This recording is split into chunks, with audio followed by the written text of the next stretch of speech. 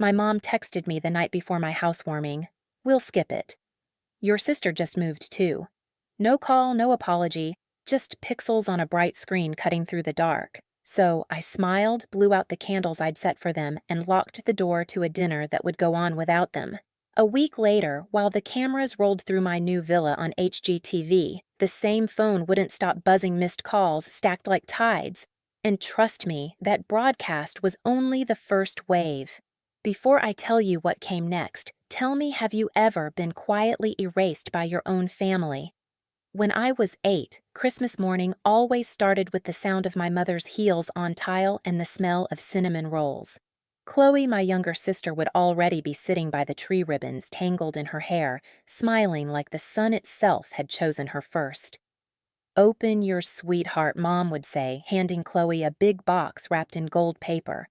I waited for mine, a smaller one off to the side. Inside, every year, something practical. Socks, a notebook. "You like writing things down," she'd remind me, as if it were a gift to be predictable. When I was 10, Chloe danced on stage at the spring festival. White dress, pink ribbons. The crowd clapped like she'd invented joy.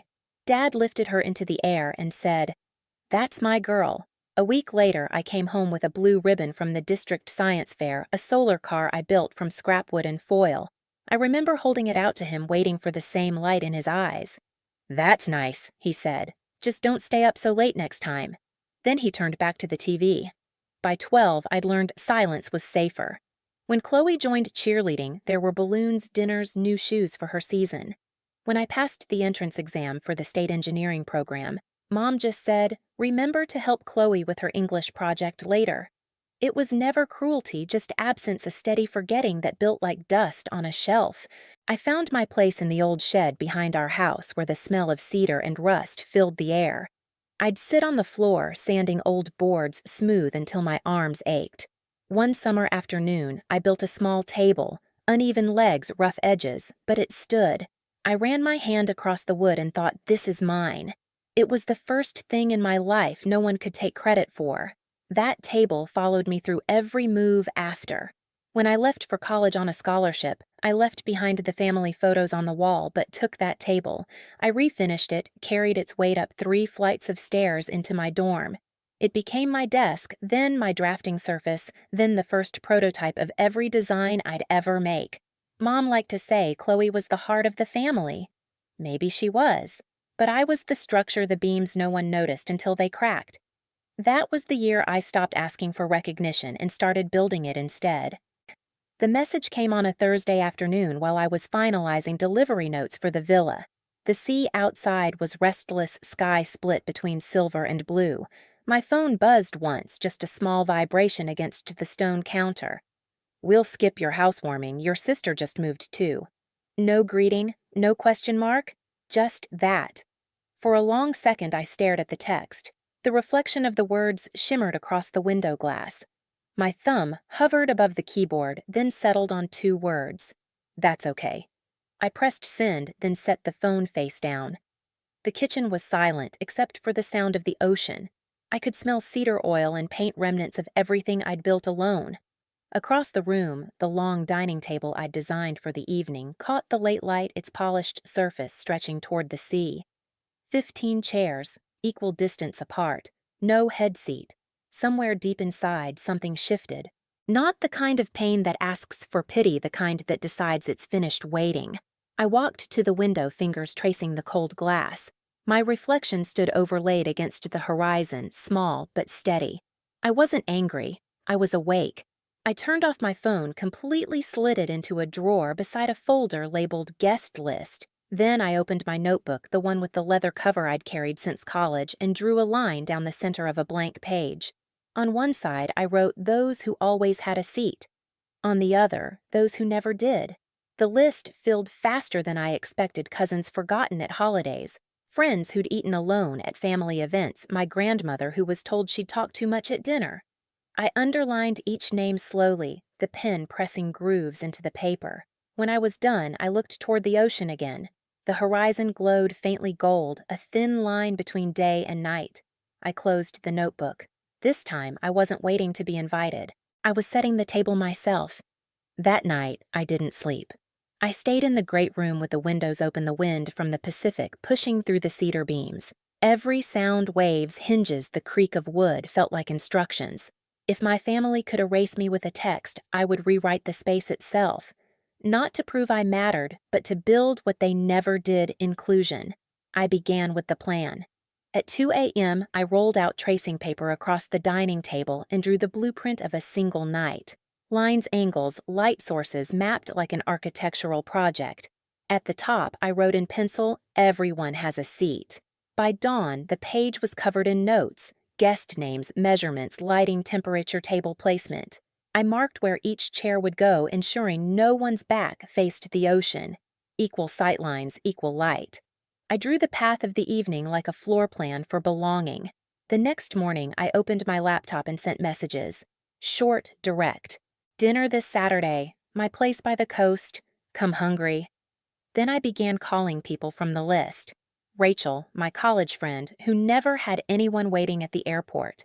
Eli, my cousin who'd been left out of the last family reunion. Aunt Marianne, who used to eat in the kitchen during holidays because she talked too loud. Their voices carried disbelief, first, then warmth. "You're hosting?" they asked. "It's time," I said. By noon, I was already setting the foundation. The villa was alive again with motion, the hum of deliveries, the smell of salt and wood polish. I moved methodically, clipboard in hand, ticking boxes as if this were a construction site. Table linens, 15 settings, cream and gray. Candles unscented, plates identical, no hierarchy in pattern or size. At the hardware store in town, I bought twine for hanging bulbs, marine grade clips, and a roll of waterproof cloth. When the clerk asked if I was throwing a party, I said quietly, "Something like that." He smiled, not knowing he was handing me the materials for a small revolution. Back at the villa, I moved from task to task with precision, checked the payments list for catering, signed invoices for flowers, measured every candle's placement in the table's center line. Even when tension pressed behind my ribs, my hands stayed steady. Whenever anger stirred, I returned to the old habit, touching the table's edge, feeling the grain of the wood until it anchored me. Margaret, the local chef, arrived that evening, a woman in her 50s with steady hands and a calm voice. So she asked, unpacking ingredients, "What kind of dinner is this?" I paused, watching the sea fade to gray behind her. "It's a table for people who stopped being invited."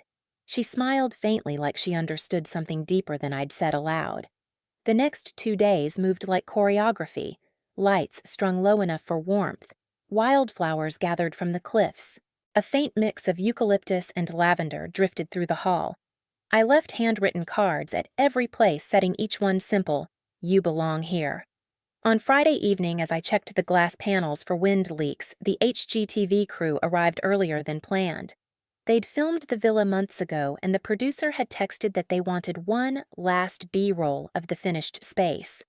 I said yes, without thinking. It felt right. The house had been born in silence. It should be seen that way, too. They filmed quietly, cameras floating through the golden light. No dialogue, just the sound of the ocean and the clink of dishes being placed.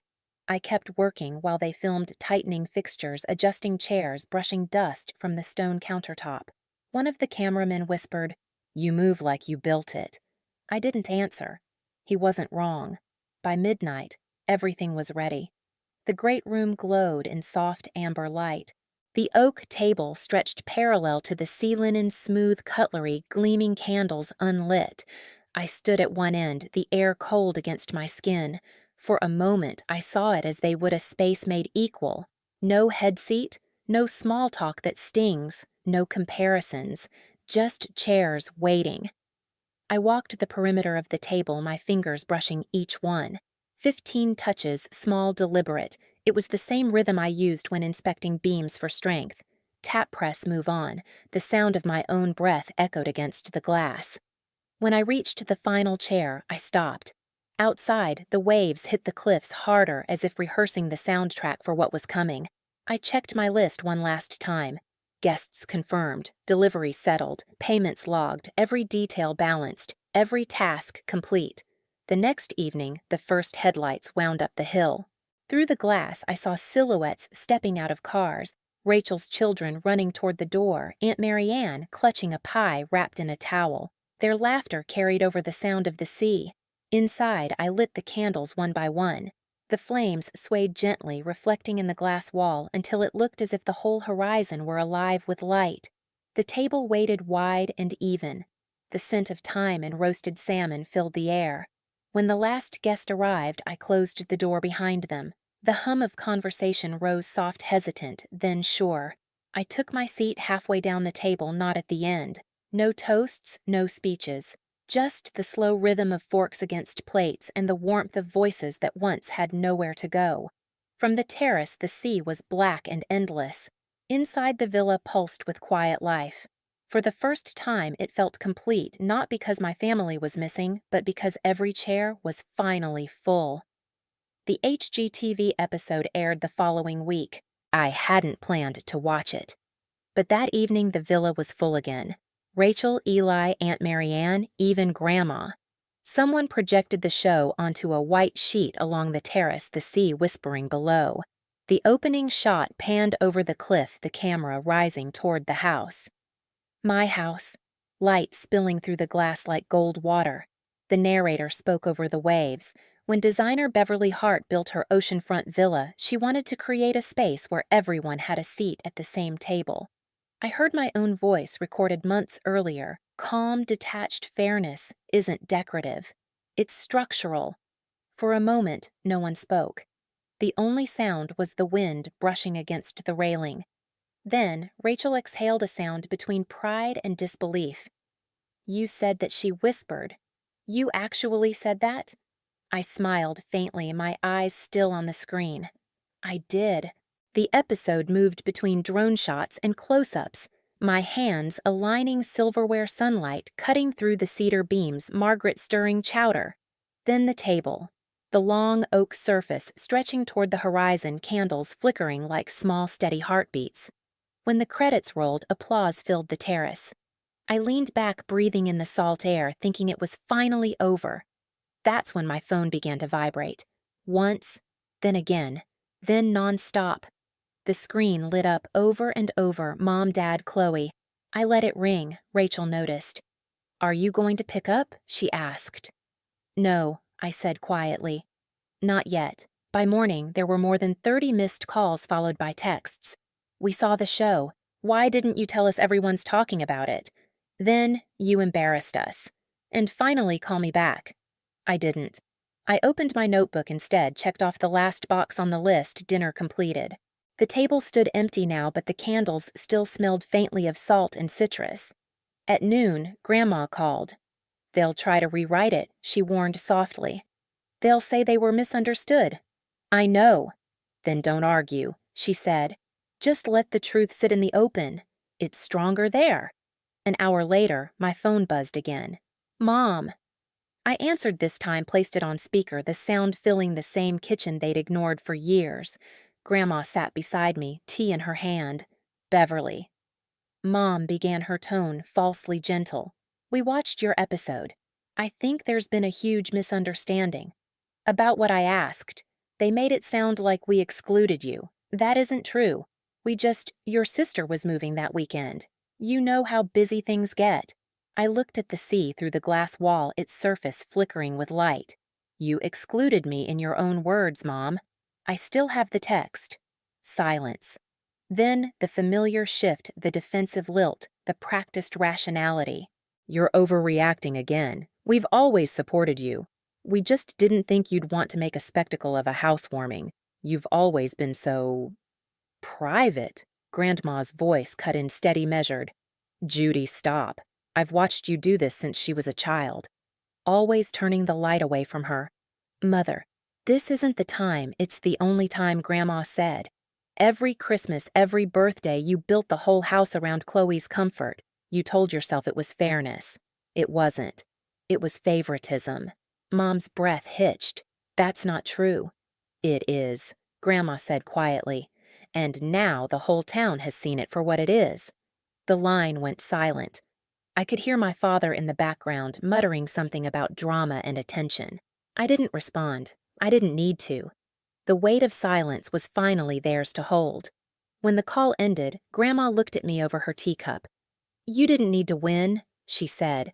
"You just needed to stop carrying it." Outside, gulls circled the cliffs, their cries sharp against the steady sound of the surf. The villa stood in full light, its glass walls reflecting the horizon. For the first time, justice didn't look like triumph. It looked like balance. 2 days later, the house was quiet again. The chairs were still pulled close from the dinner, the linen faintly creased the air, still holding the smell of salt and lemon. I walked barefoot through the great room, each step echoing against the glass. The sea outside had calmed, gray steady, indifferent to everything that had unfolded. My phone sat on the counter face down. I hadn't turned it on since that call. Instead, I opened the terrace doors and let the wind move through the house, carrying away the heaviness that had lived there too long. For years, I'd built spaces for others to belong in. Now, I understood I'd been building toward this silence all along. That evening, I invited only 3 people back: my parents and Chloe. No cameras, no guests, no table for 15, just a small one near the fireplace, the old cedar table from my childhood shed. Its surface still carried faint scars from when I'd first sanded it as a girl. I set 4 plates, poured wine, and waited. When they arrived, they looked smaller somehow, the sound of the ocean pressing behind them. My mother ran her fingers along the chair's edge. "It's beautiful," she whispered. "Different from what I imagined. It's home," I said simply. Dinner was quiet. The fire crackled.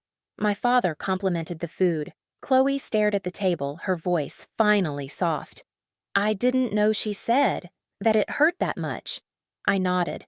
I didn't know how to say it. No one apologized. No one had to.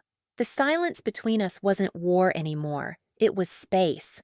My mother exhaled slow and unguarded. "You did good, Bev. Really good." It wasn't redemption. It was recognition, and that was enough. After they left, I stayed by the fire until the embers dulled. The waves outside kept their rhythm, the same one I'd heard my whole life. Only now it didn't sound like distance. It sounded like return. I stepped out onto the terrace, the night air cool against my skin. Below, the sea breathed in slow rhythm, endless and sure. I laid my hand on the old cedar table, tracing its worn edge. For years, I waited for their chair to open. Now I build the whole table myself. If you've ever felt invisible in your own family, this story was for you. Beverly's silence wasn't weakness, it was design structure control. Sometimes walking away isn't losing, it's rebuilding on your own terms. If that moment when she closed the door and chose peace over permission stayed with you, tell me in the comments. Have you ever had to set a boundary so sharp it changed everything I read? Every story you share, it's how this community stays real. And if you want more stories where justice speaks in silence, subscribe. There's always another quiet revenge waiting to be told.